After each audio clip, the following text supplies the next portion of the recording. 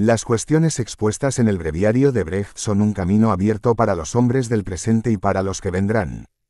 La búsqueda se orienta pues en la unidad de Bertolt Brecht, el poeta, el dramaturgo, el técnico, el teórico, el militante y el hombre. Bertolt Brecht, Breviario de Estética Teatral. Enfoques para un estudio de Brecht.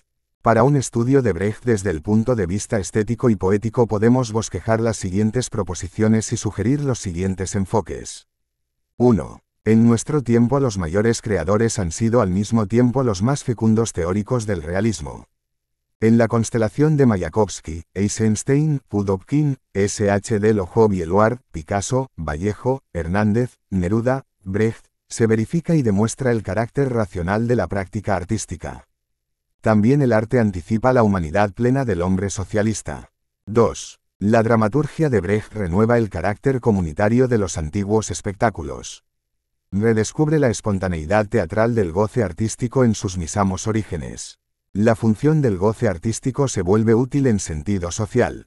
Brecht plantea y resuelve dialécticamente la alienación del teatro contemporáneo. 3. El teatro épico supera con una nueva concepción del mundo y una nueva metodología la contradicción del naturalismo, Zola, y del imaginismo, Gordon Craig. La fantasía, la imaginación y la creación no están reñidas con la razón. Es necesaria, dice Brecht, una técnica que permita al teatro disfrutar, en sus representaciones, del método de la nueva ciencia social, la dialéctica materialista, que, para concebir la sociedad en su movimiento, considera las condiciones sociales como procesos y los determina en sus contradicciones, para la cual todo existe en cuanto se transforma, o sea en cuanto está en contradicción consigo mismo. Esto también vale para los sentimientos, las opiniones, el comportamiento de los hombres, en los que se expresa siempre el modo propio de su convivencia social.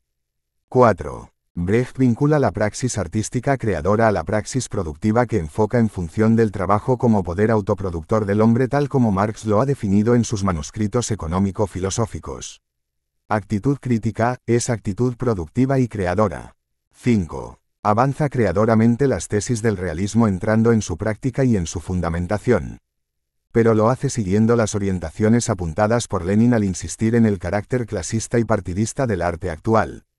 Realismo. Expresa, quiere decir revelar las relaciones causales de la sociedad, desenmascarar los puntos de vista dominantes como puntos de vista de los dominadores, escribir desde el punto de vista de la clase que, para las más urgentes dificultades en que se debate la sociedad humana, tiene prontas las soluciones más amplias, destacar el momento de desarrollo, concreción y posibilidad de la abstracción.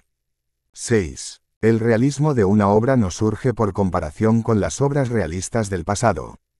El teatro popular supone no solo contenido progresivo sino también forma progresiva. 7. La categoría central de la estética de Brecht es la extrañación, término ya consagrado para traducir Verfremdung, y que no induce a equívoco como el término distanciamiento. Esta categoría vale en el campo de la dramaturgia, y está vinculada a la teoría del montaje tal como fuera formulada por Eisenstein.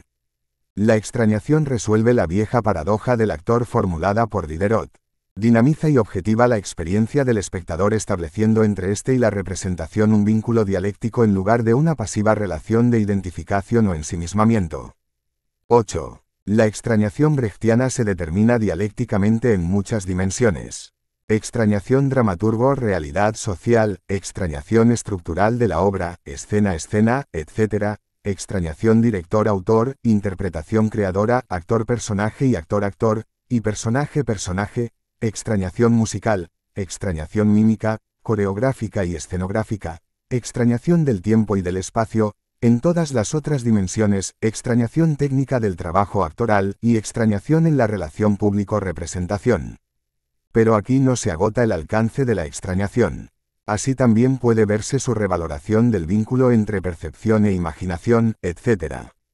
El arte teatral es para Brecht un complejo de creaciones, crean realmente todos en su acción conjunta, el dramaturgo, el director, los actores, los iluminadores, maquilladores, maquinistas, y crea el público.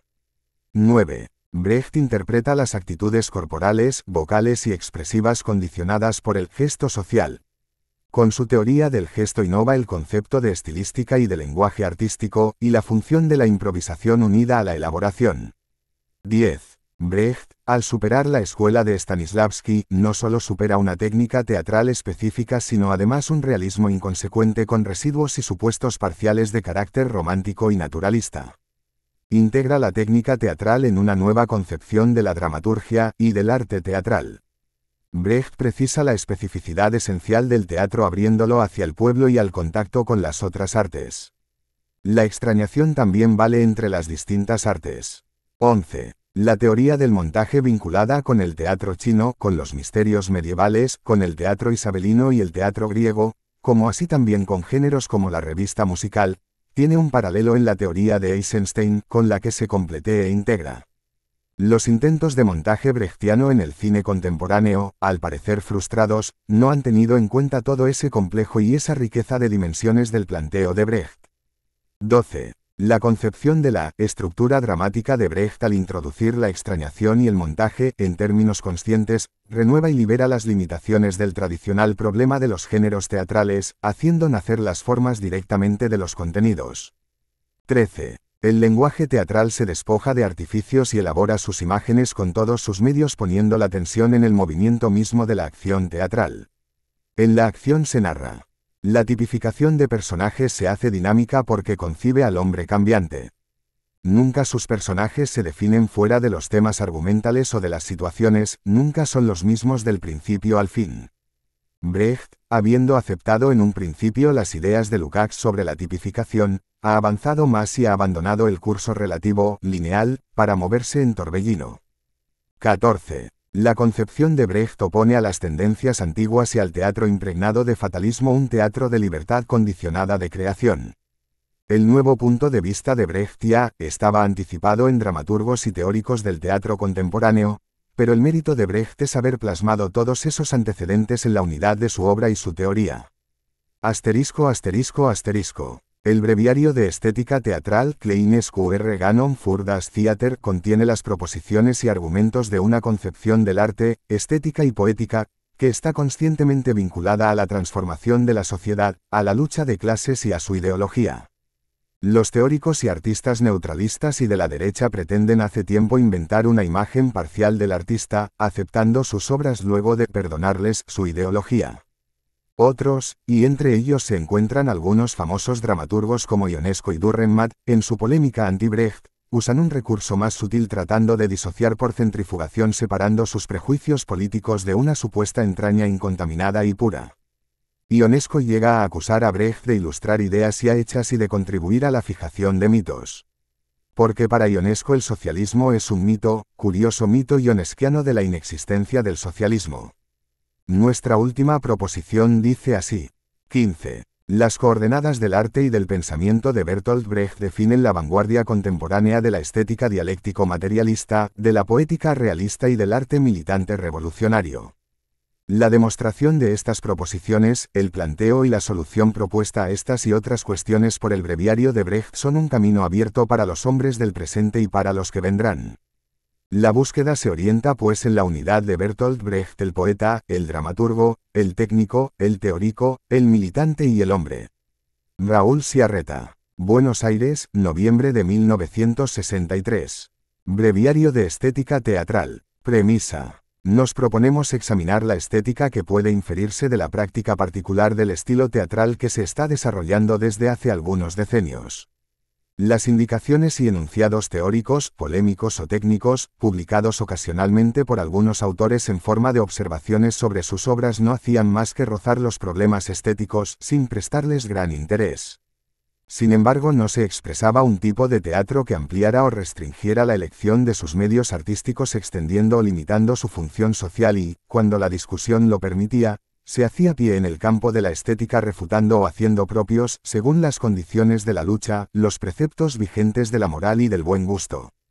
Se mostraba así la inclinación a defender tendencias sociales, remitiéndose a las de aquellas obras generalmente aceptadas, las que no perturbaban, justamente, porque eran las tendencias dominantes.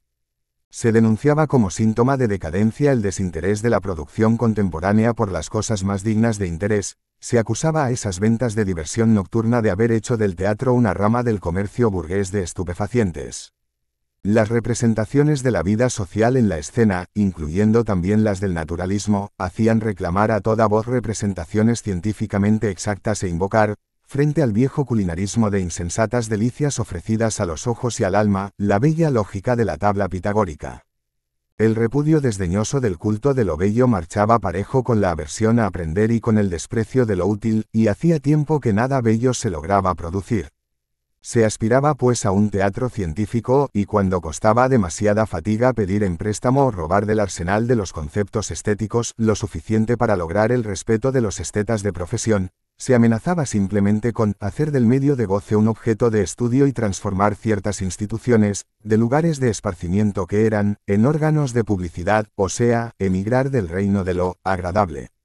La estética, resto de una clase hoy depravada y parasitaria, había caído en una situación tan lastimosa que un teatro ganaba prestigio y libertad de acción si se hacía llamar teatro en lugar de teatro. Sin embargo, lo realizado bajo la consigna del teatro científico no era ciencia, pero sí teatro, dado que durante el nazismo y la guerra se acumularon las innovaciones teóricas sin tener la posibilidad práctica de experimentarlas. Ahora parece oportuno intentar el examen de este género de teatro en lo que se refiere a su posibilidad estética, o al menos trazar el esbozo de su posible estética.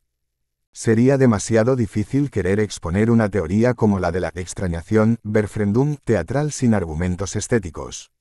Actualmente hasta se podría escribir una estética de las ciencias exactas. Ya Galileo habla de la elegancia de algunas fórmulas y experimentos. Einstein atribuye al sentido de lo bello función inventiva, y el físico atómico R.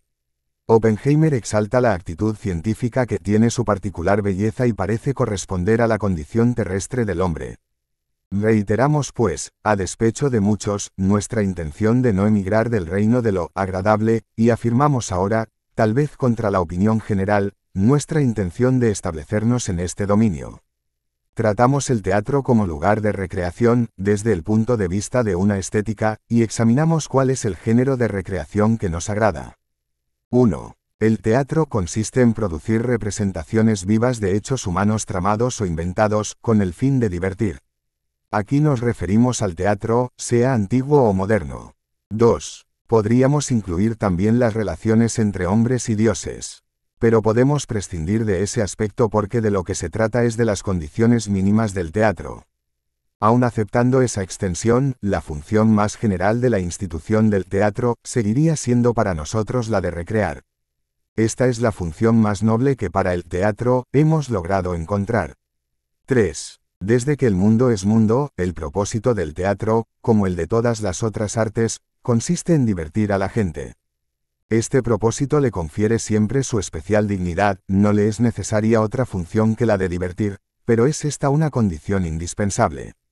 No se lo ennoblecería en modo alguno haciéndolo, por ejemplo, un mercado de la moral, sino que más probablemente se lo degradaría, como le ocurre cada vez que no se logra hacer que la moral divierta justamente a los sentidos, cuestión de la que, por cierto, la moral no puede sacar ventaja alguna. También sería equivocado imponerle la obligación de enseñar, o bien, enseñar cosas más útiles que el saber que se mueve agradablemente, tanto del cuerpo como del espíritu. El teatro debe poder ser una cosa del todo superflua, lo que quiere decir, entiéndase bien, que por lo superfluo también se vive. Menos que ninguna otra cuestión la recreación tiene necesidad de justificación. 4. Según Aristóteles, aquello que los antiguos se proponían con sus tragedias no era pues ni algo más elevado ni más vil que divertir a la gente. Cuando se dice que el teatro tiene su origen en el culto, se dice precisamente que se hizo teatro por selección, de los misterios no se apropió la misión litúrgica, sino el puro y simple placer que procuraban. Y la catarsis de que habla Aristóteles, la purificación a través del horror y la piedad, o por el horror y la piedad, es un lavado que no solo ocurría de modo divertido, sino que se hacía con el propósito de divertir. Exigir más del teatro, o concederle más, es depreciar su verdadero fin. 5. También distinguiendo una manera elevada y una manera vulgar de divertir, se considera al arte desde un lado impenetrable, porque éste quiere moverse hacia arriba o hacia abajo según le plazca, y que lo deje en paz cuando divierte a la gente. 6. Sin embargo, hay diversiones débiles, simples, y diversiones fuertes compuestas, que el teatro puede procurar. Estas últimas son las del gran arte dramático, que alcanzan su sublimación tal como el amor puede hacerlo en el concúbito, son diversiones más complejas, más sugestivas, más contradictorias y ricas en efectos. 7. Las diversiones de las distintas épocas, naturalmente, fueron diversas, según el modo de convivencia de los hombres. En el circo helénico el demos dominado por los tiranos se recreaba de modo distinto que los nobles de la corte de Luis XIV. El teatro tuvo que proveer otras imágenes de la convivencia de los hombres, no solo imágenes de una convivencia diferente, sino además con otro género de imágenes. 8. Según la recreación posible y necesaria en una u otra forma de convivencia, los personajes cambiaban de proporciones, las situaciones se encuadraban en otras perspectivas. Muy diverso tuvo que ser el modo de narración con que se entretenía a los helenos sometidos a esas leyes inexorables cuya ignorancia no preservaba de la cólera de los dioses, que el modo de entretener a los nobles franceses con la elegante victoria sobre sus propias pasiones, tal como el código de la corte imponía a los grandes de la tierra. Otro fue el caso de los ingleses de la época isabelina con su franco reconocimiento del nuevo individuo abandonado al propio instinto desenfrenado. 9. También es necesario tener presente que la diversión en tan diversas representaciones poco tenía que ver con el grado de semejanza entre la representación y la cosa representada. La inexactitud, o incluso la decidida inverosimilitud, poco preocupaban con tal que lo inexacto tuviera una cierta consistencia y lo inverosímil fuese coherente. Era suficiente que toda clase de procedimientos poéticos y teatrales crisen la ilusión de que la peripecia no podía ser de otro modo. También nosotros incurrimos fácilmente en semejantes inexactitudes cuando nos deleitamos con las catarsis espirituales de Sófocles, los holocaustos de Racine o los frenesíes de Shakespeare, e intentamos apropiarnos de los hermosos sentimientos de los héroes de estas historias. 10. Podrá quizás sorprender que tantos y tan variados modos de representar hechos humanos importantes, desde los antiguos en adelante, se produjesen en el teatro y divirtiesen, a pesar de sus inexactitudes e inverosimilitudes, y que aún haya muchísimos de ellos que todavía nos divierten a nosotros. 11. Pero si comprobamos nuestra capacidad de gozar con las representaciones de épocas tan diferentes, y no dudamos que los hijos de esas épocas tuvieron la misma capacidad, no surge naturalmente la sospecha de que nuestra época tiene todavía que descubrir sus voces peculiares, la forma de recreación que le es propia. 12. En consecuencia, el goce que el teatro nos procura debe de estar debilitado si se lo compara con el de los antiguos, aunque nuestra forma de convivencia es todavía bastante semejante ya que permite que aquel goce se produzca.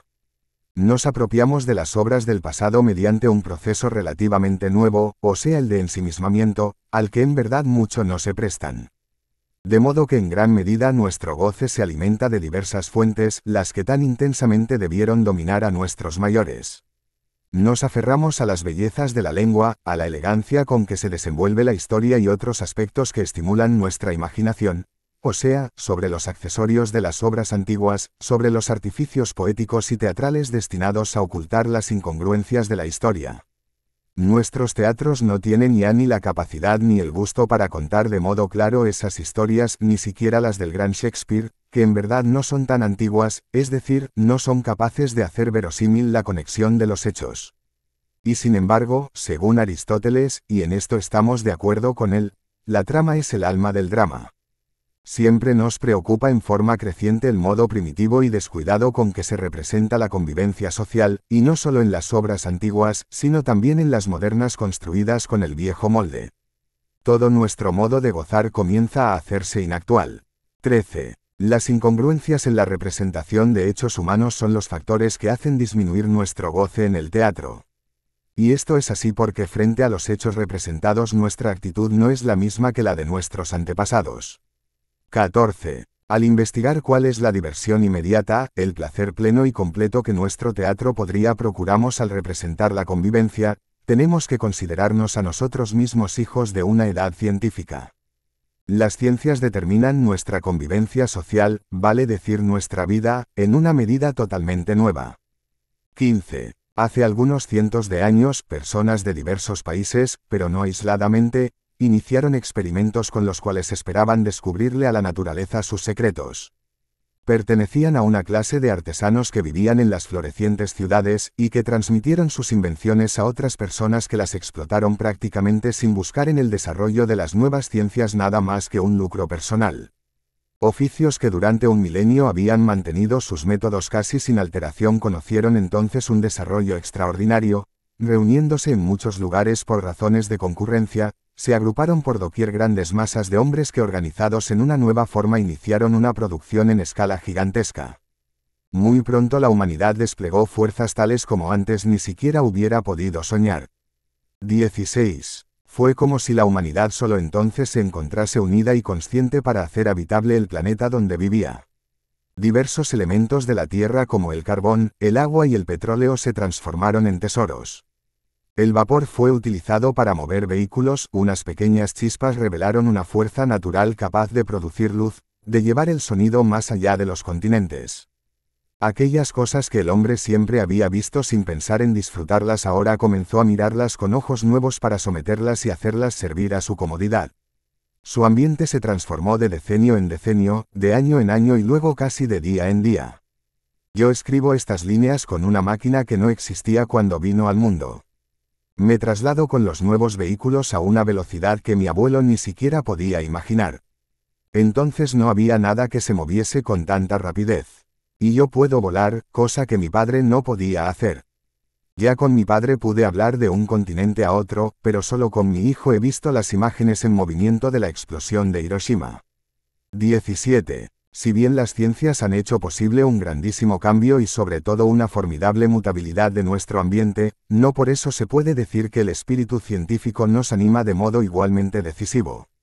La nueva manera de pensar y de sentir aún no ha penetrado verdaderamente en las grandes masas, y la razón ha de buscarse en el hecho de que la burguesía, o sea la clase que detenta el poder, impide que las ciencias que con tanta eficiencia se usan para dominar la naturaleza sean aplicadas a un campo que se mantiene en la sombra, el de las relaciones recíprocas que los hombres mantienen para explotar y someter la naturaleza. Este proceso del que dependen todos los otros se cumple sin que los nuevos métodos del pensamiento, que lo habían condicionado, pongan también a la luz las relaciones de los hombres. El ojo nuevo dirigido a la naturaleza no se fijó de igual modo sobre la sociedad. 18. En realidad las relaciones de los hombres entre sí son hoy más impenetrables que antes. La común y gigantesca empresa en que están empeñados parece dividirlos cada vez más. El aumento de la producción provoca el aumento de la miseria, y solo pocos hombres sacan utilidad de la explotación de la naturaleza. ¿De qué modo? Explotando a otros hombres. Lo que podría ser el progreso de todos se convierte en ventaja de pocos, y una parte cada vez mayor de la producción está dirigida a crear medios de destrucción para guerras terribles. En esas guerras las madres de todos los países estrechan contra su pecho a sus niños, escrutando aterrorizadas el cielo donde rugen las malignas invenciones de la ciencia. 19. Hoy los hombres se encuentran ante sus propias empresas como en los tiempos antiguos ante las imponderables catástrofes de la naturaleza. La burguesía, clase a la que la ciencia hizo posible imponer su poder, haciéndose exclusiva beneficiaria, sabe bien que ese poder tendría su fin si sus empresas fuesen consideradas con ojo científico. Hace un centenar de años surgió la nueva ciencia cuyo objeto es el estudio de la sociedad, y surgió de la lucha de los oprimidos contra los opresores. Desde entonces algo del espíritu científico existe en el seno de la nueva clase de los trabajadores cuyo ambiente vital está en la gran producción. Desde su punto de vista las grandes catástrofes se presentan como empresas de los poderosos. 20. El arte y la ciencia coinciden porque el propósito de ambas consiste en facilitar la vida de los hombres, la ciencia cuidándose de su mantenimiento, el arte de su recreación.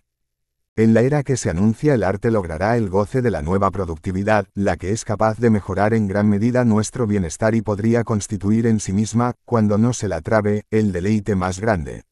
21. Si queremos darnos plenamente a esta gran pasión de producir, ¿cuáles serán nuestras representaciones de la convivencia humana? ¿Cuál será la actitud productiva con respecto a la naturaleza y a la sociedad, que nosotros, hijos de una edad científica, asumiremos con placer en nuestros teatros?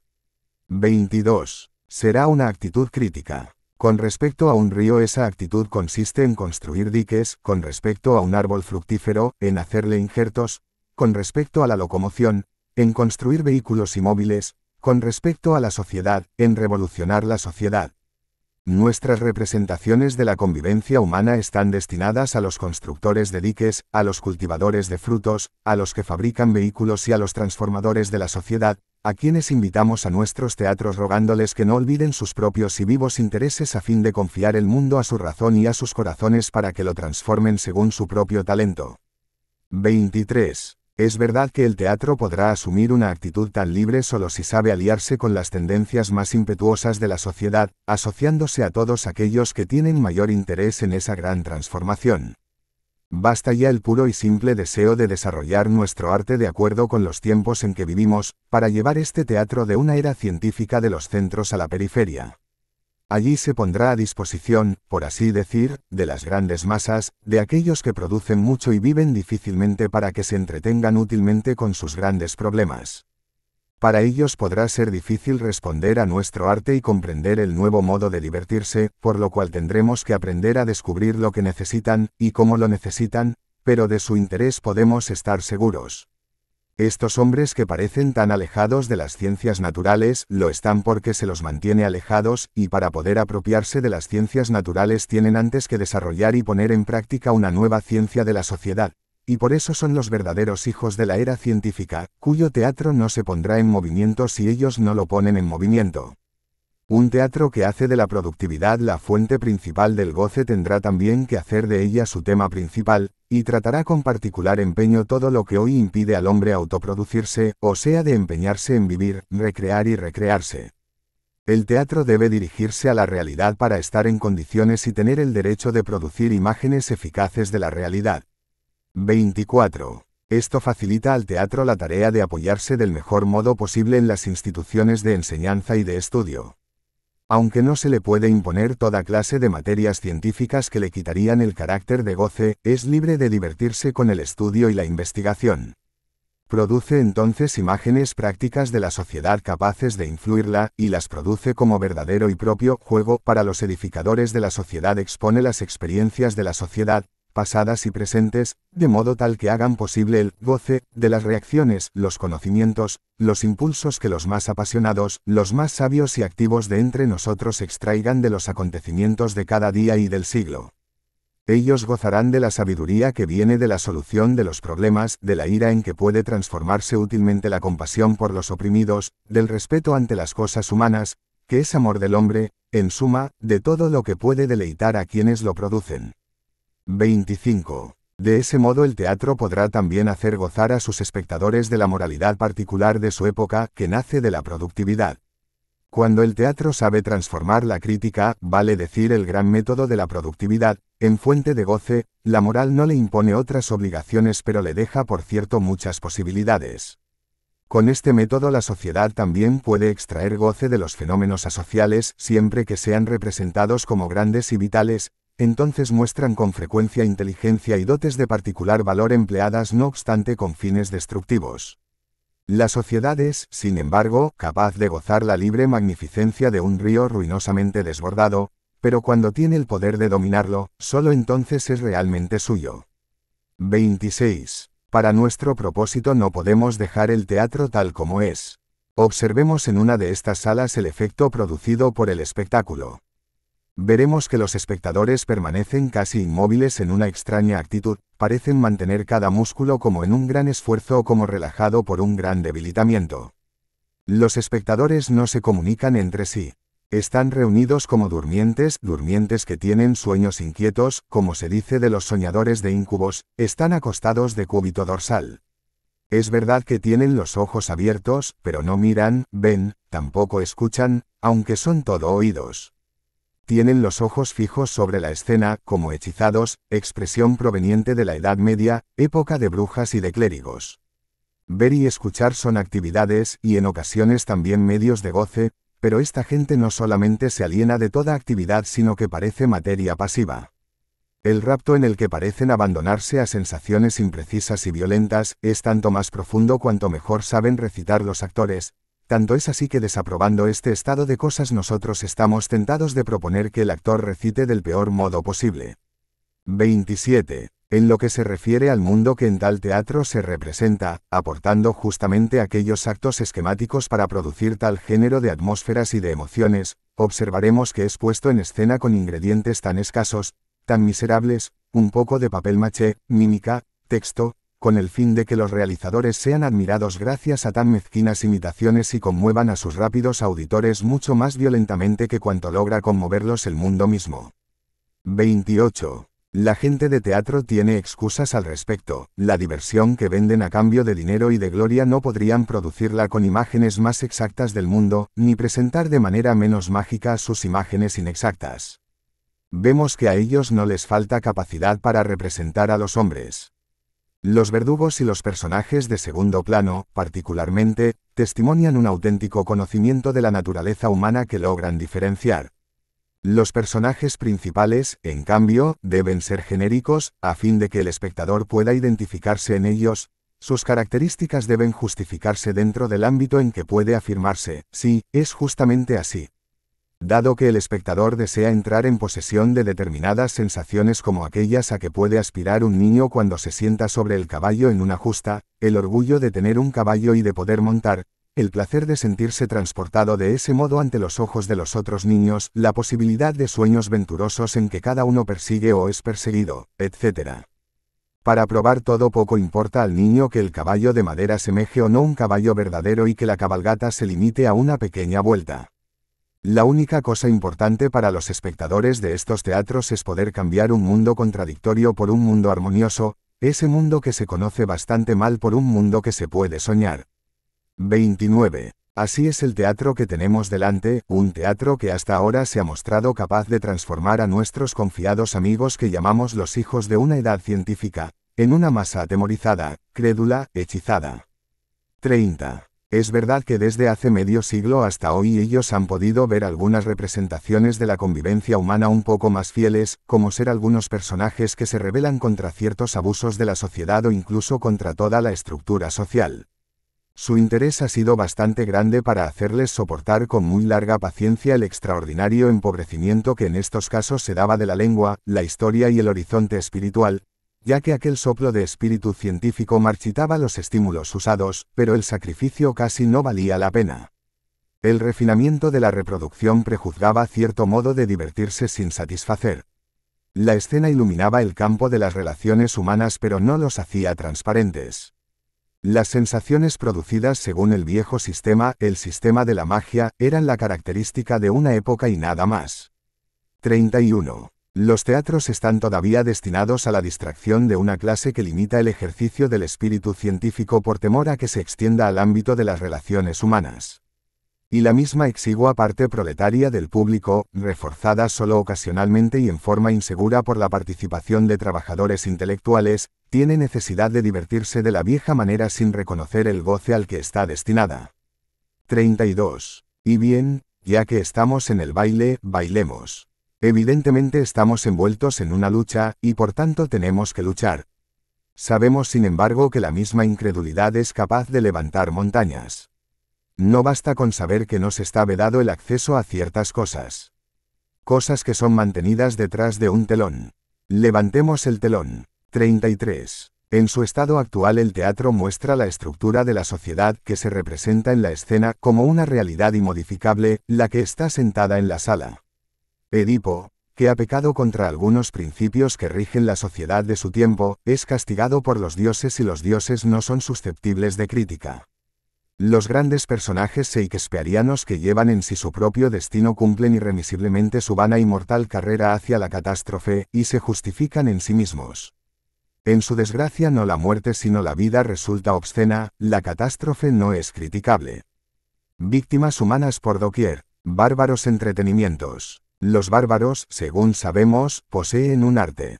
Pero nosotros tenemos que hacer algo distinto. 34. ¿Durante cuánto tiempo todavía nuestras almas se verán obligadas, cómplices de la oscuridad, a abandonar los flácidos cuerpos para penetrar en el ilusorio palco escénico, con el propósito de participar en las aventuras que no son negadas en la realidad? ¿Y cómo se puede hablar de liberación si la conclusión de todos estos dramas, feliz solo para el espíritu de los tiempos, la providencia, el orden vigente que nos hace asistir a la ilusoria ejecución que castiga las pasiones como si fuesen excesos?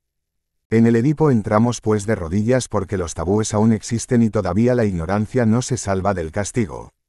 En Otelo todavía los celos dan que hacer y todo depende del poseído, y en el Wallenstein, porque tenemos que ser libres en la lucha por la concurrencia y también leales.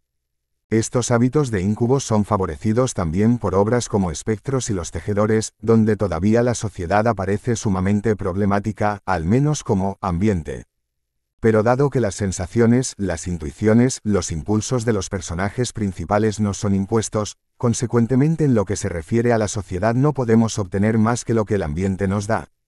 35. Es necesario un teatro que no admita solamente las sensaciones, las intuiciones y los impulsos propios de un limitado campo histórico de las relaciones humanas en que se desenvuelve la acción, sino que aplique y produzca aquellos pensamientos y sentimientos que tienen una función en el cambio de la sociedad misma.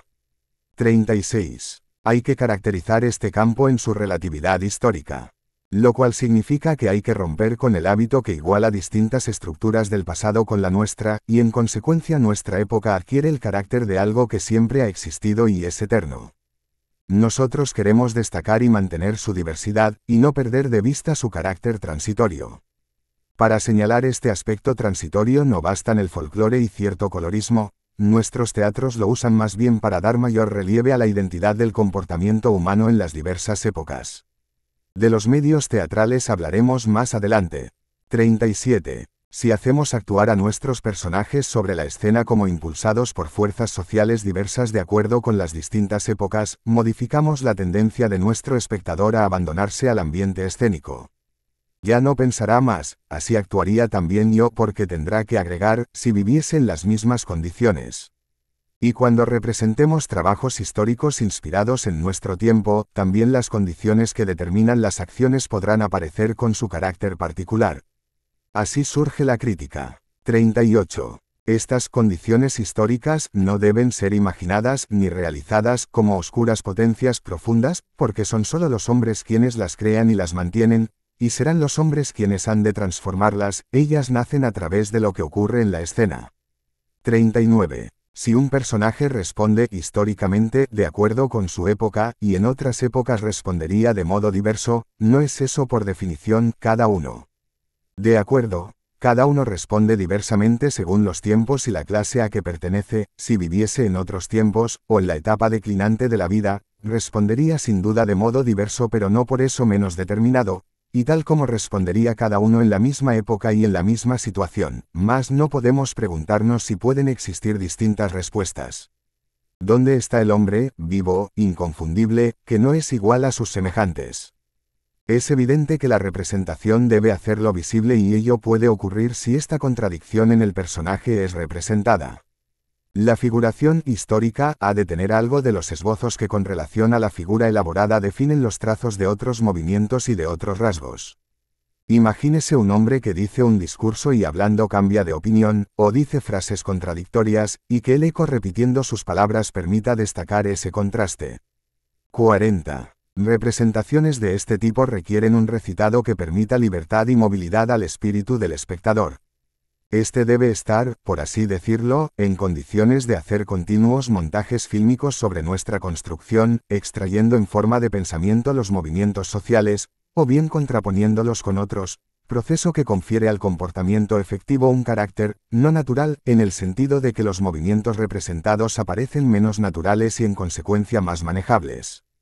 41. Así ve el río quien quiere construir un dique, junto con su lecho primitivo y con los otros lechos imaginarios que habría podido tener si el desnivel o la cantidad de agua fuese distinta. Y mientras él ve con el pensamiento un nuevo río, el socialista impulsa con el pensamiento a los campesinos de la ribera del río a razonar de manera nueva. Del mismo modo nuestro espectador tendría que poder ver, en el escenario, hechos que ocurran entre esos campesinos, encuadrados en el seno de tales señales y ecos. 42. El tipo de recitado experimentado entre la Primera y Segunda Guerra Mundial en el Südwestern Theater de Berlín que trataba de lograr representaciones de este tipo se basa en el efecto de extrañación. Llamamos así a la representación que si bien deja reconocer al objeto, al mismo tiempo lo hace aparecer extraño. El teatro antiguo y el teatro medieval extrañaban sus personajes por medio de máscaras humanas y animales. El teatro aún sigue usando efectos de extrañación musicales y mímicos. Servían esos medios para romper el ensimismamiento del espectador, pero su técnica estaba basada en la hipnosis y en la sugestión en un grado aún mayor que la que trata abiertamente de ensimismar. Los objetivos sociales de estos antiguos efectos eran totalmente distintos de los nuestros.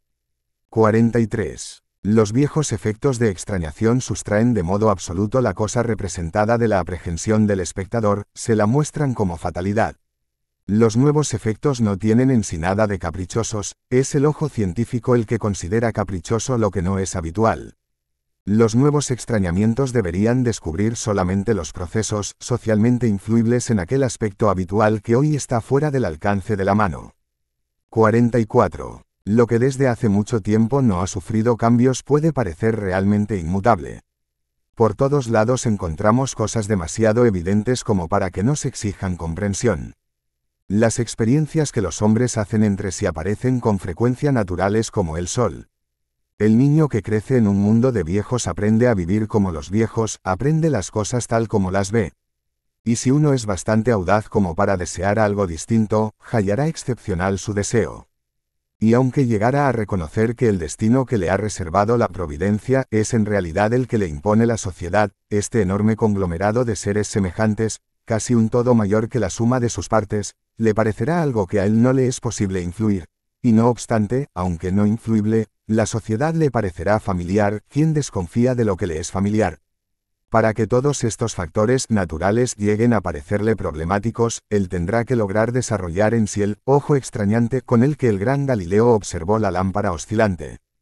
Galileo miró maravillado las oscilaciones tal como si no las hubiese previsto y no las comprendiese, de ese modo pudo descubrir las leyes de su movimiento. Esta es la mirada ardua y fecunda que el teatro debe provocar con sus imágenes de la convivencia humana. El teatro debe maravillar a su público, y puede llegar a esto mediante una técnica de extrañación de lo que es familiar. 45. Una técnica que permita al teatro disfrutar en sus representaciones del método de la nueva ciencia social, la dialéctica materialista, que, para concebir la sociedad en su movimiento, considera las condiciones sociales como procesos y los capta en sus contradicciones, y según la cual todo existe solo en cuanto se transforma, o sea, está en contradicción consigo mismo. Esto también vale para los sentimientos, las opiniones, el comportamiento de los hombres, en los que se expresa siempre el modo particular de su convivencia social. 46. Es un goce particular de nuestra era, que ha realizado tantas y tan diversas transformaciones de la naturaleza, el concebir cada cosa de modo de poder transformarla. En el hombre hay potencias dormidas, decimos, por eso se podrá hacer mucho del hombre. El hombre no debe seguir tal como es necesario verlo también como podría ser. No hay que partir del hombre sino ir hacia él. Vale decir que no basta con que yo me ponga en su lugar, debo ponerme frente a él, en representación de todos nosotros. He aquí por qué el teatro debe extrañar lo que muestra. 47. Para producir efectos de extrañación, el actor debe evitar todo lo que ha aprendido con el fin de hacer que el público se quede ensimismado con su personaje. No buscando hipnotizar al público, tampoco tiene el actor por qué hipnotizarse a sí mismo. No debe recitar con los músculos tensos un gesto hecho con los músculos tensos, por ejemplo, arrastra mágicamente las miradas y hasta las cabezas de los espectadores, lo que necesariamente empobrece toda conjetura, toda emoción en función de ese gesto. La dicción del actor debe librarse de cantinelas litúrgicas y de esas cadencias que tienen la virtud de acunar al oyente haciéndole perder el sentido de las palabras. Por eso al representar a un poseído el actor no tiene que posesionarse, pues en ese caso ¿cómo hará el espectador para descubrir qué es lo que posee y quién el poseído? 48. Nunca ni por un instante se transforme el actor enteramente en su personaje. No representaba al rey Lear, era el rey Lear, este sería un juicio desastroso sobre un actor. Él debe limitarse a mostrar su personaje, o, mejor dicho, debe limitarse a vivirlo solamente. Lo que no significa que, teniendo que representar personajes pasionales, tenga que permanecer impasible. Pero en principio sus sentimientos no deben ser los de su personaje, pues en caso contrario también el espectador identificará por principio sus propios sentimientos con los del personaje. En esto el público debe quedar absolutamente libre. El hecho de que el actor actúe en el escenario con un doble aspecto, como Lautón y como Galileo, que el Lautón que representa no desaparezca en el Galileo representado, lo que otorga a este tipo de recitado el nombre de recitado épico, significa que el proceso real, profano, no queda más oculto. En el escenario está verdaderamente Lautón y muestra cómo representa a Galileo. Si el público simplemente admirase a Lautón, por cierto no lo olvidaría, aunque él se transformase completamente en el personaje, no lo olvidarla, pero sí se privaría de las opiniones y emociones del actor que se habrían disuelto en el personaje. Haciendo propias las opiniones y las emociones de Galileo, el actor realiza un modelo único y luego lo impone. Para evitar esta atrofia, el actor debe lograr hacer artístico el mismo acto de mostrar. Imaginemos un caso auxiliar. Para dar relieve a una de las partes del acto, la de mostrar, podemos acompañarlo con un gesto, por ejemplo, hacemos fumar al actor e imaginamos que antes de exponer otro comportamiento del personaje inventado, él deja cada vez su cigarrillo. Si nos imaginamos esta situación sin precipitaciones, si en el descuido del gesto no vemos exageración, habremos imaginado un actor capaz de hacernos tener presentes nuestras y sus reflexiones. 49. Otra modificación es necesaria al modo según el cual el actor nos comunica lo que representa, y esa condición contribuye a hacer el proceso más profano. Así como no se debe inducir al público a creer que en el escenario no actúa el actor sino el personaje inventado, tampoco se debe hacer suponer que cuanto sucede en la escena no ha sido elaborado y que ocurre por vez primera. La distinción hecha por Schiller entre el rapsoda que trata su tema como ya acaecido y el mismo que lo trata como del todo presente, en el sentido que apuntamos, ya no tiene valor. El intérprete debe mostrar sin más que sabe desde el comienzo cuál será el fin, y debe por eso conservar una serena libertad.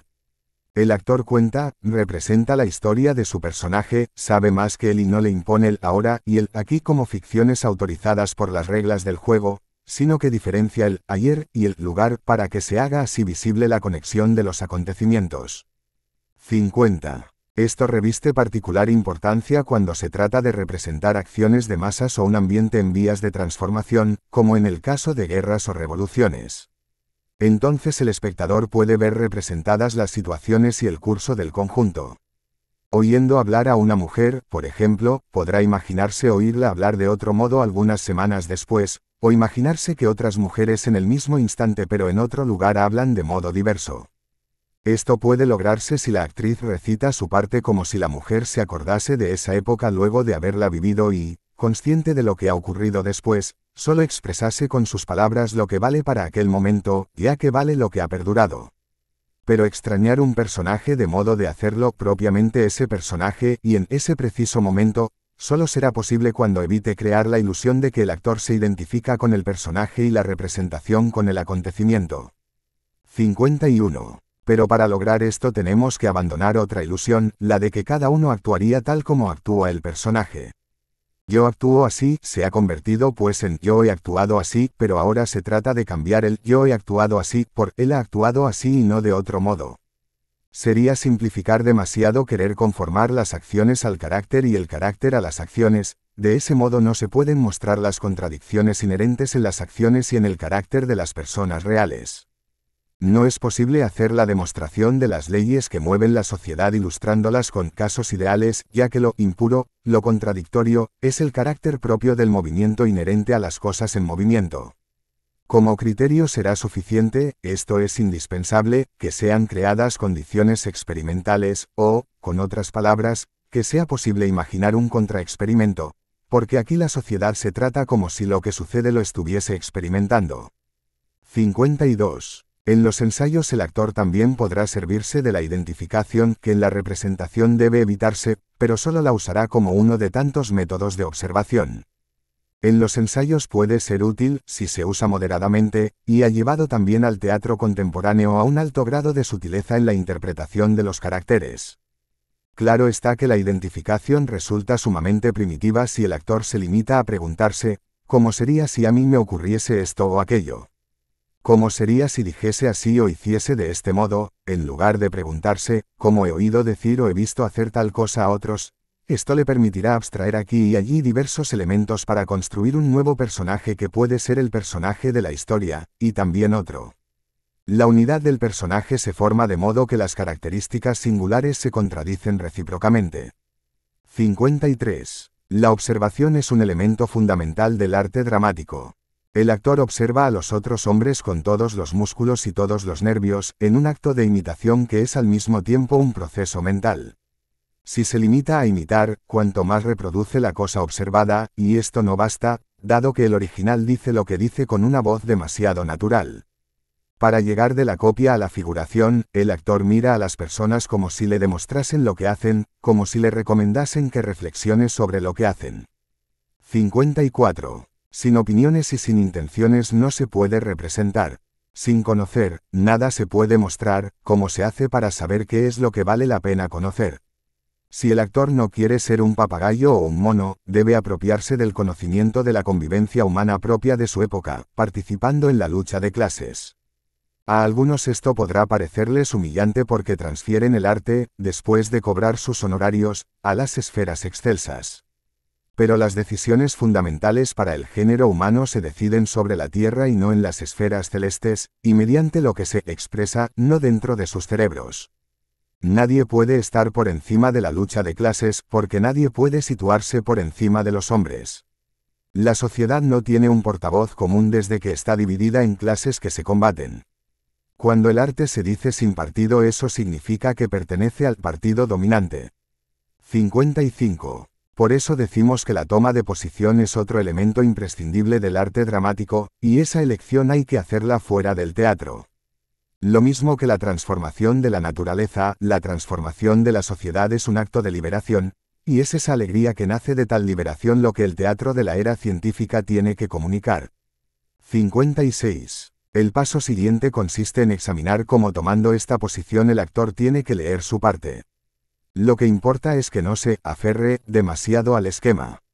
También encontrará pronto el tono más natural, la manera más cómoda para decir su texto, evitará, sin embargo, encontrar natural el enunciado mismo, dudará sobre su sentido y consultará las opiniones generales, examinará otros enunciados posibles, con la actitud de quien se asombra. Y esto no solo, para evitar llegar demasiado pronto, o sea antes de haber registrado otros enunciados y particularmente los de esos personajes, a fijar un determinado personaje, al que luego habría mucho que agregar, sino que también y sobre todo para introducir en el personaje esa distinción. No así, sino de este modo, que tiene tanta importancia si el público que representa la sociedad tiene que estar en condiciones de interpretar los acontecimientos por la parte en que puede ejercer una influencia. Además de apropiarse el actor de las características humanas por excelencia, tendrá que atender de modo especial aquellas que no corresponden a las características particulares. Junto con el texto, el actor tendrá que registrar en su memoria sus primeras reacciones, reservas, críticas, perplejidades, para que no se pierdan en la figura definitiva del personaje, que no se resuelvan sino que sean perceptibles. Ya que tanto el personaje como todo el resto no deben tanto convencer al público como sorprenderlo. 57. El actor estudiará junto con los otros actores, construirá su personaje junto con los otros personajes. Porque la más pequeña unidad social no es un ser humano, sino dos seres humanos. También en la vida nos construimos recíprocamente. 58. Debemos sacar una conclusión con respecto a la perniciosa costumbre propia de nuestros teatros, por la que el actor principal, el divo, logra ponerse a plena luz, haciéndose servir por todos los otros actores. Su personaje aparece terrible en la medida en que los otros se muestran aterrorizados y así sucesivamente. Sostenemos que para extender a todos ese privilegio y disfrutar así la verosimilitud de la historia, los actores tienen que intercambiar sus partes durante las pruebas, de modo que los personajes reciban de unos y otros todo lo que necesitan. Pero deben también los actores encontrar sus personajes en copia o en una concepción diversa. Personificado por un actor de sexo opuesto, el personaje revelará mejor su propio sexo; personificado por un cómico, de modo trágico o cómico, adquirirá nuevos aspectos. Pero sobre todo el actor, desarrollando junto con el propio también los personajes antagónicos, o por lo menos sustituyendo a sus intérpretes, define la posición social, decisiva, que él ha asumido para representar su personaje. El patrón será el patrón que su siervo le permite ser y así sucesivamente. 59. Es evidente que son muchos los elementos que contribuyen a la estructura del personaje en el momento en que se produce su encuentro con los otros personajes del drama, y el actor tendrá que recordar los supuestos que el texto le ha sugerido a ese respecto. Aprende mucho más observando en torno suyo cómo lo tratan los otros personajes. 60. Las actitudes que los personajes mantienen entre sí entran en el ámbito de lo que nosotros llamaremos gestual. La actitud del cuerpo, el tono de la voz, la expresión del rostro están determinados por un gesto social, los personajes se injurian, se ayudan, se instruyen recíprocamente, etc. En los comportamientos sociales que los hombres asumen en relación a otros hombres entran también aquellos aparentemente privados como las manifestaciones de dolor físico en las enfermedades o los gestos religiosos. En general estas manifestaciones gestuales son bastante complicadas y contradictorias, tanto que no pueden expresarse con una sola palabra. El actor tendrá que poner atención en no perder nada de todo esto, no tanto en la representación, necesariamente acentuada, sino más bien en la acentuación de todo el conjunto. 61. El actor se apropia de su personaje siguiendo críticamente las múltiples reacciones del mismo como así también las de sus antagonistas y de todos los otros personajes del drama. 62. Examinemos ahora, para extraer su contenido gestual, las primeras escenas de una obra moderna, Mi vida de Galileo. Para poder ver cómo las diversas reacciones se iluminan entre sí, admitamos que no se trata de la primera versión de la obra. Se inicia con la ablución matutina del sabio de 46 años, ablución interrumpida para mirar en los libros y continuar la lección dada al joven Andrea Sarti sobre el nuevo sistema solar. Si quieres mostrar esto, ¿cómo podrías hacerlo sin saber que terminaremos con la cena del hombre de 78 años, abandonado para siempre por el mismo discípulo? Los años no bastan para explicar el espantoso cambio ocurrido en él. Se atraganta con gulas sin pensar en otra cosa. Se ha desembarazado vergonzosamente de su carga de enseñar como de un fardo, él, que al principio bebía su leche distraídamente ansioso solo por instruir al jovencito. Pero bebía tan distraídamente. ¿No sería tal vez un mismo placer el de beber y el de lavarse y el de procurarse nuevos pensamientos? No olvidarlo, él piensa por el placer de pensar. ¿Es un bien o un mal? Dado que en toda la obra no encontrarás nada que permita demostrar que esto sea dañoso para la sociedad, dado que también tú, como espero, eres un hijo valeroso de la edad científica, te aconsejo representarlo como un bien. Pero ten bien en cuenta que las consecuencias de esto serán terribles. De eso dependerá que el mismo hombre, que saluda a una nueva era, se vea obligado al fin a exigir de esta era que, luego de explotarlo, lo rechace con desprecio. En lo que se refiere a la lección, será tu tarea decidir si aquí la boca habla solo porque los pensamientos salen comunicándose a quien los entienda, así sea un niño, o bien le es posible al niño comprender su ciencia mostrando interés porque conoce su carácter. También podría ocurrir que ambos no supiesen entretenerse, uno al preguntar y el otro al responder. Semejante vínculo sería interesante porque, como se verá, tiene malas consecuencias. En cuanto a la demostración del movimiento rotatorio de la Tierra, tendrás que hacerla rápidamente, dado que no es paga y que está por entrar en escena el rico alumno extranjero que paga con oro el tiempo del sabio. Este alumno no demuestra interés, pero Galileo lo atiende bien porque no tiene de qué vivir, de modo pues que teniendo que optar entre el alumno rico y el inteligente, suspirando cumplirá su elección. Al nuevo alumno mucho no puede enseñar, por eso aprenderá de él, informándose del telescopio recientemente inventado en Holanda, a su modo saca utilidad de la interrupción de su trabajo matutino. Llega el rector de la universidad. El pedido de Galileo de aumento de honorarios ha sido rechazado, la universidad no acepta pagar por la enseñanza de la física lo que paga por la teleología, le solicita en cambio, dado que se mueve en un plano científico bastante poco elevado, que produzca objetos de utilidad cotidiana. Por la manera en que Galileo da su acuerdo podrás comprender que está acostumbrado a rechazos y regateos. El procurador le hace notar que la República admite la libertad de investigación científica aunque la paga mal. Él responde que esta libertad no le sirve de gran cosa si no está unida a una buena retribución. Aquí harás bien en no imaginarlo demasiado altanero en su impaciencia, porque sería no tener en cuenta su pobreza. Poco después lo encontrarás sumergido en pensamientos que requieren aclaración. El heraldo de una nueva época científica examina la posibilidad de sacarle dinero a la República ofreciéndole el telescopio como invención propia.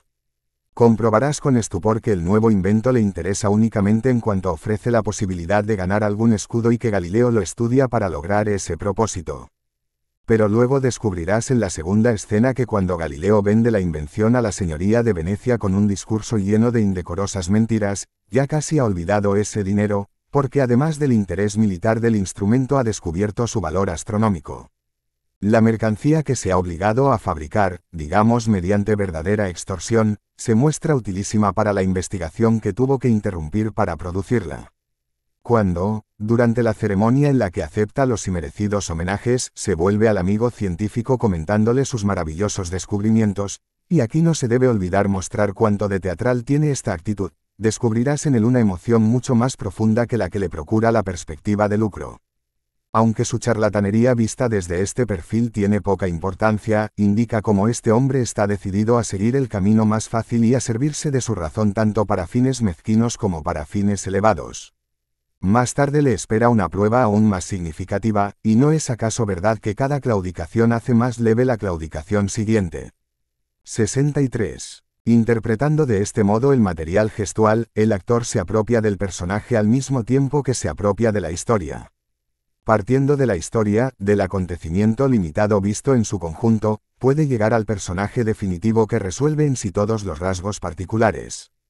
Se habrá hecho todo lo requerido para encontrar sorprendentes las contradicciones de los distintos comportamientos, y se habrá tenido presente que el público también tiene que sorprenderse, la historia en su conjunto le permitirá vincular las contradicciones, dado que la historia, en cuanto a acontecimiento delimitado, expresa un sentido determinado, vale decir, satisface solo determinados intereses entre otros posibles. 64. Todo depende de la historia, esta es el corazón de la manifestación teatral. Puesto que de lo que sucede entre los hombres mismos conocen todo lo que puede ser discutible, criticable, mudable. También en el caso en que la persona particular que el actor presenta tenga que adecuarse a más cosas de las que en realidad ocurren, tal necesidad depende sobre todo del hecho de que el acontecimiento es bastante más vistoso si se cumple mediante una persona particular. La historia es la gran empresa del teatro, la composición total de todos los procesos gestuales, comprendidas la comunicación y los impulsos que han de servir al goce del público. 65. Cada acontecimiento particular tiene su gesto fundamental. Ricardo Gloster quiere desposar a la viuda de su víctima. Con un círculo de tiza se encuentra la verdadera madre del niño. Dios hace un pacto con el diablo por el alma del doctor Fausto. Wojciech compra un cuchillo de pocos céntimos para asesinar a la esposa, y así sucesivamente. La belleza de la representación, o sea de la disposición de los movimientos de los personajes en la escena, ha de provenir en primer lugar de la elegancia con que se presente el material gestual para ser sometido al juicio del público. 66. Para evitar que el público se vea inducido a volcarse en la historia como se echaría en un río, para dejarse arrastrar a la deriva, los acontecimientos singulares tienen que ser vinculados de modo tal que los modos de la acción hagan impacto. Los acontecimientos no deben sucederse inadvertidamente, es necesario en cambio que el espectador pueda intervenir con su juicio entre las distintas etapas de la acción. Si fuera en cambio oportuno representar la oscuridad de los vínculos causales, sería necesario extrañar de modo adecuado justamente esta condición. Las partes del drama se deben pues contraponer cuidadosamente entre sí, teniendo cada una su propia estructura de drama dentro del drama.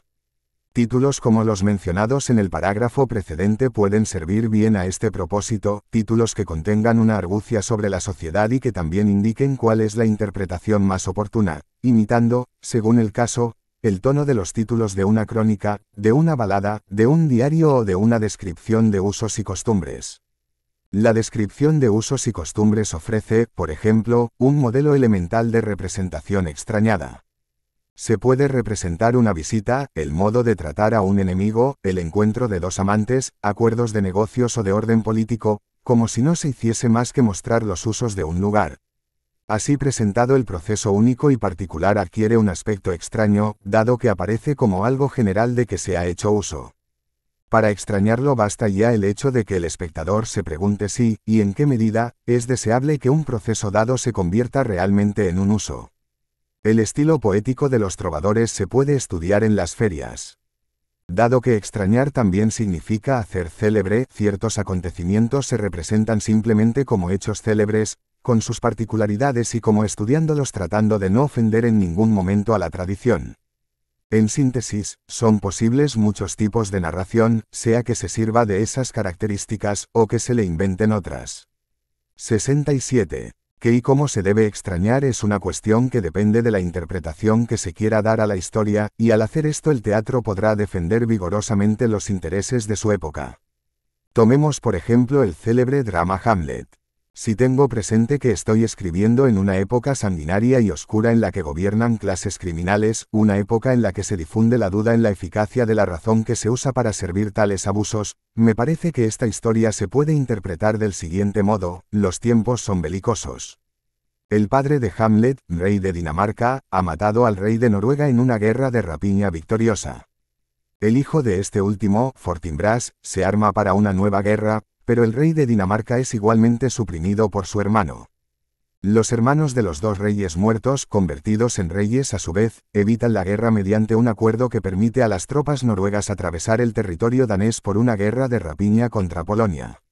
Ocurre entonces que el joven Hamlet se siente llamado por el espíritu de su belicoso padre para vengar la afrenta cometida contra él. Indeciso durante cierto tiempo de responder con un homicidio a un homicidio, se dispone a partir al exilio. Hamlet se encuentra en la costa al joven Fortinbras que avanza hacia Polonia con sus tropas. Alcanzado por el ejemplo del guerrero, Hamlet vuelve para vengar a su tío, a su madre y a sí mismo, abandonando Dinamarca al noruego. Tales acontecimientos nos muestran cómo este hombre, joven pero vigoroso, aplica bastante mal lo que con respecto a la nueva razón aprendió en la Universidad de Wittenberg. Solo consigue complicarse en las intrigas feudales a las que regresó. Frente a una praxis irracional, la razón no es justamente práctica. Y de la contradicción entre tal raciocinio y una acción tan diversa, cae como víctima trágica. Tal lectura del drama, que sin embargo se puede leer de otras maneras, me parece que podría interesar a nuestro público. 68. Todo progreso, todo paso en que se emancipa la producción de la naturaleza, conduce a una modificación de la sociedad. Todas las tentativas que la humanidad emprende en una nueva dirección con el propósito de mejorar la propia suerte, siempre nos procuran, lo prueben o no las historias literarias, un sentido de triunfo y de confianza y el placer que consiste en reconocer la mutabilidad de todas las cosas. Esto es lo que Galileo expresa diciendo: en mi opinión la Tierra es algo muy noble y admirable si tantas y tan diversas transformaciones y generaciones existen incesantes sobre ella. 69. Tarea específica del teatro es interpretar la historia y comunicarla al público mediante extrañamientos apropiados. No se trata de que el actor haga todo, aunque nada debe hacerse intervenir sin que se refiera a él. La historia es interpretada, producida y expuesta por el teatro en su conjunto, por los actores, por los escenógrafos, por los tramoyistas, por especialistas en vestuario, por los músicos y por los coreógrafos. Cada uno aporta su propio arte a la empresa común, sin renunciar con esto a su autonomía. 70. En los intermedios musicales dedicados al público, el gesto general del mostrar, que siempre acompaña a lo mostrado en el caso individual, se acentúa mediante canciones. Por eso los actores tendrían que evitar el pasar imperceptiblemente de la recitación al canto, sino destacarlo claramente del resto, si es posible con la ayuda de medios escénicos verdaderos y propios como el cambio de luces o la proyección de títulos. En cuanto a la música, tendrá que dejar de ser sirvienta sin ideas propias, tarea que casi siempre se le reserva. La música no acompaña, aun cuando se proponga hacerlo. Ni se contenta con expresarse, eliminando simplemente la carga emotiva impuesta por el curso de los acontecimientos. Hans Eisler, por ejemplo, en el Galileo ha vinculado de modo ejemplar los acontecimientos, componiendo para el cortejo enmascarado de la escena carnavalesca una música triunfal y amenazadora, apta para indicar el carácter subversivo dado por el bajo pueblo a las teorías del sabio. Del mismo modo, en el círculo de tiza el recitativo frío e impasible del cantor que describe cómo la sierva salvó al niño, episodio que es contemporáneamente imitado en la escena, denuncia los horrores de una época en que el sentimiento materno puede convertirse en debilidad suicida. En síntesis, la música puede situarse de muchas maneras con iniciativa propia, y comentar el argumento de manera autónoma, pero también puede limitarse a enriquecer la recreación de otros medios. 71. Pero no solo el músico reencuentra su libertad cuando no está ya obligado a crear atmósferas que lleven al público a abandonarse sin límite a los acontecimientos escénicos, mucha libertad gana también el escenógrafo, ya que al construir el lugar de la acción está liberado de la necesidad de producir la ilusión de una estancia o de un paisaje. Bastará entonces un trazo, pero es necesario que exprese cosas históricas y socialmente más interesantes que las contenidas en el ambiente real. En el teatro hebreo de Moscú, el rey Lear era extrañado por medio de una construcción arquitectónica que recordaba un tabernáculo medieval. El Galileo realizado por Neer era colocado frente a proyecciones de mapas geográficos, de documentos y de obras arte del Renacimiento. En el teatro de Piscator, Earthfield, para la comedia Haitanger Wacht, utilizó un fondo de banderas giratorias con inscripciones que indicaban el cambio de la situación política, a veces ignorado por los personajes de la escena. 72. También la coreografía puede encontrar su carácter realista.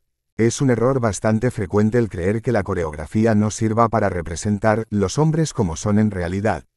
Cuando el arte refleja la vida, lo hace con reflejos especiales. El arte no se vuelve irreal cuando altera las proporciones, sino cuando las altera de tal modo que el público, sirviéndose de sus imágenes para alcanzar intuiciones e impulsos prácticos, falla en la vida. Es indudablemente necesario que la estilización ponga en relieve lo natural y no lo haga desaparecer. Un teatro que extrae todo del gesto no puede tampoco hacer a menos de la coreografía. Ya la elegancia de un movimiento, la gracia de una disposición escénica, tienen un efecto de extrañación, y la invención pantomímica es de gran utilidad para la historia. 73. De modo que apelamos a todas las artes hermanas del arte dramático no para crear una obra de conjunto en la que todas se anulen y se dispersen, sino para que cada una de ellas, junto al arte dramático, dé a su modo impulso y desarrollo a la obra en común, y su vínculo recíproco será precisamente el de extrañarse recíprocamente. 74. Una vez más recordemos que es su tarea recrear a los hijos de la era científica de manera sensual y con alegría. Esto nunca se repetirá suficientemente, de modo especial entre nosotros alemanes, tan inclinados a deambular por lo incorpóreo y lo oculto, para ponernos luego a hablar de Weltanschauung, de visión del mundo, justamente cuando el mundo ya no es más visible.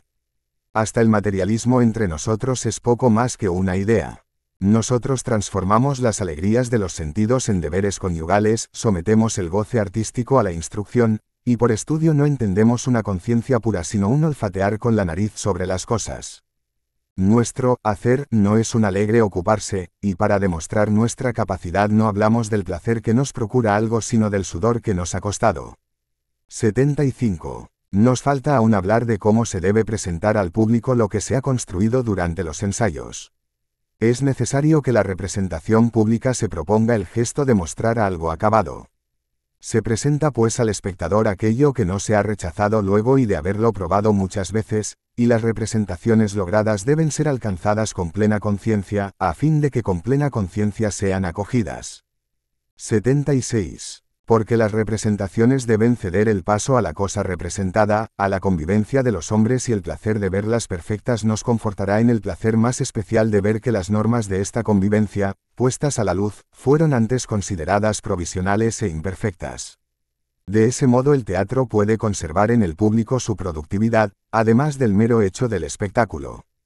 Es necesario que el espectador pueda, en su teatro, gozar como diversión el tremendo e infinito trabajo que le procura la vida, y también el carácter terrible de su incesante transformarse. El teatro debe consentirle autoproducirse del modo más sereno, ya que de los variados modos de existencia nace el arte más sereno. Sobre el teatro popular, apostilla a Puntila y su criado Mati. Generalmente el teatro popular es teatro rudo y sin pretensiones, la estética docta no habla de él, o lo trata con desdén. En este último caso, lo mismo que ciertos regímenes, piensa que el pueblo es bruto y sin pretensiones. Es un teatro de burlas groseras y de fácil sentimentalidad, de moral escabrosa y de sensualidad a buen mercado.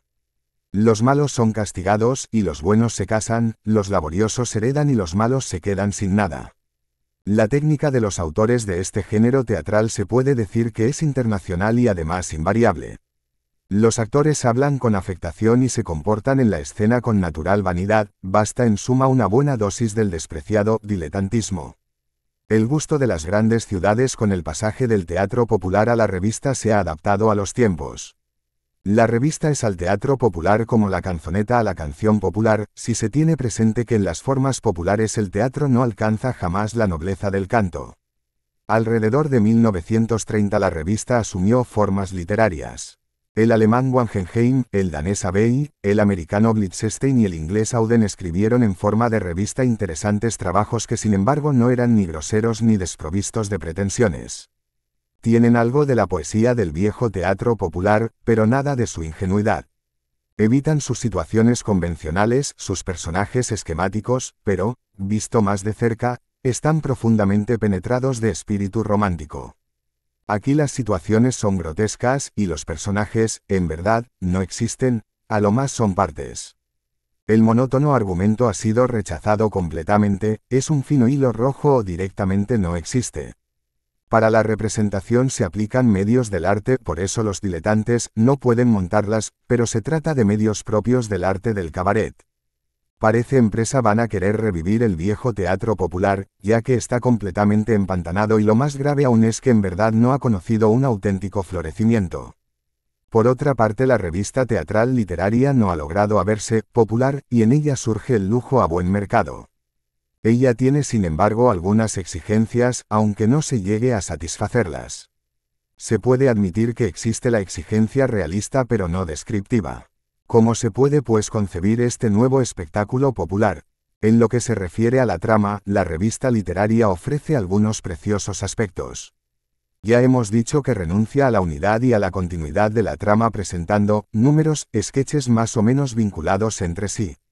De este modo renacen las viejas epopeyas populares, aunque son difíciles de reconocer, ya que los sketches no presentados de modo narrativo contienen pocos elementos épicos. Son más espirituales, centrados principalmente sobre una única argucia. El nuevo teatro popular podría tomar de la revista literaria la serie de episodios relativamente independientes, pero tiene que ofrecer una mayor sustancia épica y ser más realista. También en lo referente a la poesía la revista literaria ofrece indicaciones útiles. Sobre todo en las obras escritas por Auden en colaboración con Iserwood se encuentran partes de gran belleza poética. Se usan elementos corales y una lírica elegida. También los acontecimientos representados son, al menos parcialmente, de carácter sublime. Todo es más o menos simbólico, y se ha introducido la alegoría. Una comparación con Aristófanes, por ejemplo, comparación que Auden consiente hacer, podrá revelar el carácter estrictamente subjetivo de esta lírica y de este simbolismo, de modo que el nuevo teatro popular podría estudiar el carácter lírico de estos modelos, pero tendiendo a una mayor objetividad. La poesía tendría más bien que encontrarse en las situaciones y no en lo que expresan los personajes, reaccionando ante las mismas situaciones. Es de la mayor importancia encontrar un estilo de recitado que sea al mismo tiempo artístico y natural. Dada la babilónica confusión de estilos que reina en las escenas europeas, habrá que superar grandes dificultades. Dos son los estilos de recitado que se encuentran en el teatro contemporáneo, sea en forma pura o mixta. El estilo selecto, elaborado para las grandes obras poéticas y que todavía se puede usar, por ejemplo, para los dramas juveniles de Ibsen, y aunque un tanto maltrecho está siempre a mano. El otro estilo de recitado, el naturalista, es más bien una integración que una renovación del anterior. Ambos estilos siguen coexistiendo como el barco y la vela, o el barco y el vapor. En una época el estilo selecto estaba reservado únicamente a las obras no realistas, aunque nunca exclusivamente al teatro en verso, y en cambio los dramas realistas hacían prescindencia del estilo. Teatro estilizado significa lo mismo que teatro selecto. En el primero y más brillante período del naturalismo se copiaba la realidad de modo tan absoluto que todo elemento estilístico habría parecido antinatural en su parábola ascendente. El naturalismo recurrió a muchos compromisos, de modo que hoy también ante los dramas realistas nos encontramos ante una curiosa mezcolanza de desaciertos y de declamación, un cóctel para todo uso. Del recitado elegido no quedan más que la afectación y artificiosidad, el esquematismo y las caricias, todos los vicios con que el estilo elevado había caído antes del naturalismo. Y del naturalismo de la gran época solo quedan la incoherencia, la falta de forma y de fantasía que lo caracterizaban en sus mejores tiempos. Había pues que buscar nuevos caminos. ¿En qué sentido? La contaminación de los dos modos de recitación existentes, el romántico clásico y el naturalismo, sintetizaba los defectos de una mezcla romántico-naturalista. Dos rivales oscilantes se apoyaban uno en otro para no caer del todo. La mezcla se producía casi inconscientemente, ya que ambas partes cedían, renunciaban a ciertos principios, corrompiéndose recíprocamente. Si la síntesis se hubiera cumplido conscientemente y con energía, habría sido sin embargo la solución. El contraste entre arte y naturaleza puede ser fecundo cuando se lo resuelve en la unidad de la obra de arte, sin disimularlo. Hemos visto a un arte crearse una naturaleza para su propio uso, un mundo para sí, el mundo del arte que poco tenía que ver con el mundo real, y hemos visto a un arte agotarse contentándose con copiar el mundo tal como es, y perder en este proceso toda su fantasía. Tenemos necesidad de un arte que domine la naturaleza, tenemos necesidad de una representación artística de la realidad y de un arte natural. El nivel cultural del teatro se mide, entre otras cosas, por el grado con que el teatro consigue superar el contraste entre recitación, noble, elegante, estilizada, y realista, tomada de lo vivo. Con frecuencia se admite que el recitado realista tiene por naturaleza algo de vulgar, del mismo modo que el noble tiene algo de antirrealista. Con lo que se entiende que no siendo nobles las lavanderas, si se presenta un grupo de estas no puede resultar nada noble y elevado, pero una representación realista tiene que temer que no resulten nobles ni siquiera las reinas. Estos razonamientos están plagados de errores. El hecho es que cuando el actor tiene que representar la vulgaridad, la perfidia, la torpeza, se trate de lavanderas o de reinas, no puede prescindir de la fineza, ni del sentido de lo justo y de lo bello. Un teatro de verdadera cultura no logrará su realismo al precio de la renuncia a la belleza artística. Incluso si la realidad es grosera, no por esto debe eliminarse una escena por motivos estilísticos. Será justamente esa torpeza el tema principal de la representación, las bajezas humanas como la concupiscencia, la vanagloria, la estupidez, la ignorancia, la belicosidad, en la comedia, y el ambiente social deshumanizado del drama. La manía de embellecer es de por sí algo absolutamente vil, así como es noble el amor de lo verdadero. El arte es capaz de representar bellamente lo torpe de la torpeza y noblemente lo vil de la vileza, ya que los actores están en condiciones de representar con gracia lo desgraciado y con vigor la debilidad. La vida común no se sustrae de hecho a este punto de vista de lo noble. El teatro puede servirse de matices delicados, de movimientos agradables y significativos, de una mímica original, de estilo, tiene a su disposición espíritu y fantasía, sabiduría para dominar lo grosero. Es necesario hablar de esto, porque nuestros teatros no están dispuestos sin más a hacer uso de la cosa elegante que es el estilo en el caso de obras que por contenido y por forma entran en la categoría de arte popular. La exigencia de un refinamiento del estilo se aplicaría solo a un género que se diferenciase netamente en el teatro de posición, naturalista. En cuanto al teatro poético, por ejemplo, probablemente se podría admitir sin más la oportunidad de un distinto planteo del problema, y de otro tratamiento de la psicología. La cosa es menos simple para una obra en prosa, y mucho más en la prosa popular, por la psicología poco problemática y en general carente de problemas. Dado que, como hemos dicho, el género del teatro popular no es reconocido en su conjunto como género literario. La balada y la historia isabelina son géneros literarios, pero también el relato de los trovadores, que es el origen de la primera, y el drama truculento representado en los patios de las hosterías del que se desarrolló la segunda, exigen un estilo independientemente se admitan o no en la literatura. Por cierto, es más difícil reconocer la necesidad de una gran selectividad de estilo allí donde la elección se cumple en un material nuevo, considerado hasta hoy con la mayor indiferencia. Examinemos algunos ejemplos extraídos de Panfila, el lector y, lo que más importa, el actor tendrán tendencia a considerar poco dignas de interés ciertas partes como el breve diálogo entre el juez y el abogado en el verano finlandés del cuadro V, porque allí se usa un lenguaje popular. El actor no valorará esta parte si no la trata como un poema, dado que es un poema en prosa. Aquí no importa si es bueno o malo, esto lo puede juzgar el lector o el actor, lo que cuenta, en cambio, es que sea representado con distinción, como en plato de oro. El himno de Mati a la arenga, en el cuadro 8, es quizá, un ejemplo aún mejor. Tales situaciones de puntila podrían parecer vulgares en una obra naturalista, y por cierto que si el actor interpretase farsescamente un pasaje como el de Mati y Eva cuando recitan una escena de compromiso, todo efecto faltaría. Justamente una escena semejante requiere verdadera capacidad artística, lo mismo puede decirse del examen a que Mati somete a la novia en la escena 8. También allí no se quiere sugerir una comparación con la semejante escena shakespeariana del mercader de Venecia, nuestra escena puede ser en gran medida inferior, pero para lograr su pleno efecto requiere la búsqueda de un recitado semejante al requerido por el teatro en verso. Evidentemente, tratándose de una obra escrita en prosa y que muestra hombres comunes, es difícil no hablar de primitivismo, sino de artística simplicidad. Y sin embargo, la expulsión de las 4 mujeres de Curgela en el cuadro B no es un proceso primitivo, sino más bien simple interpretado poéticamente, lo mismo que el cuadro 3, la carrera para buscar el alcohol autorizado y de las novias. Vale decir que la belleza de ese proceso, repito, por grande o pequeña que sea, debe ser destacada por la escena, por los gestos, por la expresión de los movimientos.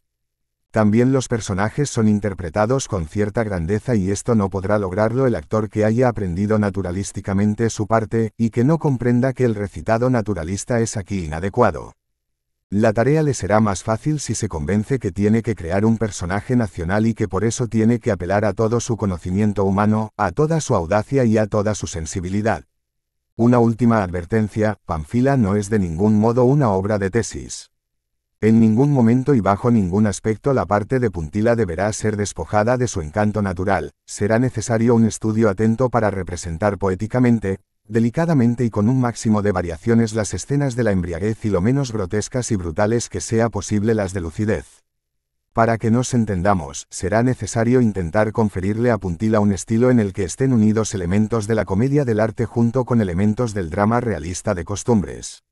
Con respecto a la pequeña obra popular, puede parecer poco apropiado hacer consideraciones tan detalladas, evocar contrastes tan grandes y reivindicar al mismo tiempo un arte de la representación teatral completamente nuevo.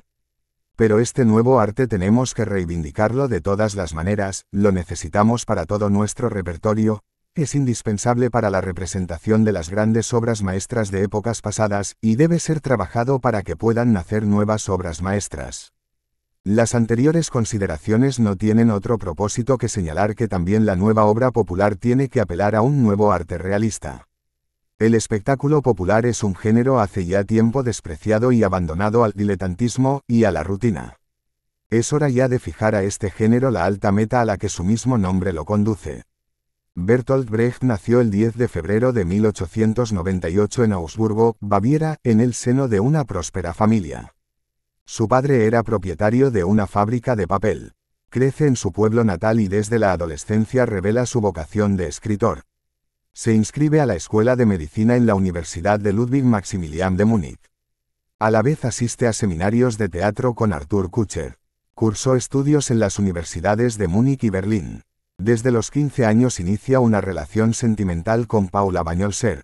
En 1919 nace su primer hijo, Frank, y el autor participa con guiones en el cabaret político Karl Valentin de Waal. En el año 1924, aparece como autor teatral en el Berlin Deutsches Theater, bajo la dirección de Max Reinhardt. En sus primeras obras se puede observar la influencia del expresionismo. En 1928, escribió un drama musical, La ópera de los 2 centavos, con el compositor alemán Kurt Weill. Se estrenó en Berlín en 1928. En 1924 conoció a Elisabeth Hauptmann, una escritora y traductora un año mayor que él, y se hicieron casi de inmediato amantes y colaboradores literarios. En ese mismo año comenzó a estudiar el marxismo y, desde 1928 hasta la llegada de Hitler al poder, escribió y estrenó varios dramas didácticos musicales. La ópera Ascensión y Caída de la ciudad de Mahagoni, 1927 a 1929, de nuevo con música de Weill, era una crítica al capitalismo. Durante este periodo dirigió a los actores y comenzó a desarrollar el teatro épico. Se decantó por una forma narrativa libre en la que aparecían mecanismos de distanciamiento tales como los apartes y las máscaras para evitar que el espectador se identificara con los personajes de la escena. Esta característica aparece en la toma de medidas, la excepción y la regla, el que dice sí y el que dice no. Su oposición al gobierno de Hitler le obligó a exiliarse a Alemania en 1933, viviendo primero en Escandinavia y estableciéndose finalmente en California en 1941. En estos años escribió algunas de sus mejores obras como La vida de Galileo Galilei 1938 a 1939, Madre Coraje y sus hijos, 1941, que consolidaron su reputación como importante dramaturgo, y El círculo de tiza caucasiano, 1944 a 1945. En 1948 regresó a Alemania, se estableció en Berlín Este, donde fundó su propia compañía teatral, el Berliner Ensemble. Escribió también varias colecciones de poemas. Bertolt Brecht falleció el 14 de agosto de 1956 en Berlín de un ataque cardíaco, dejando inacabada la novela Los negocios del señor Julio César.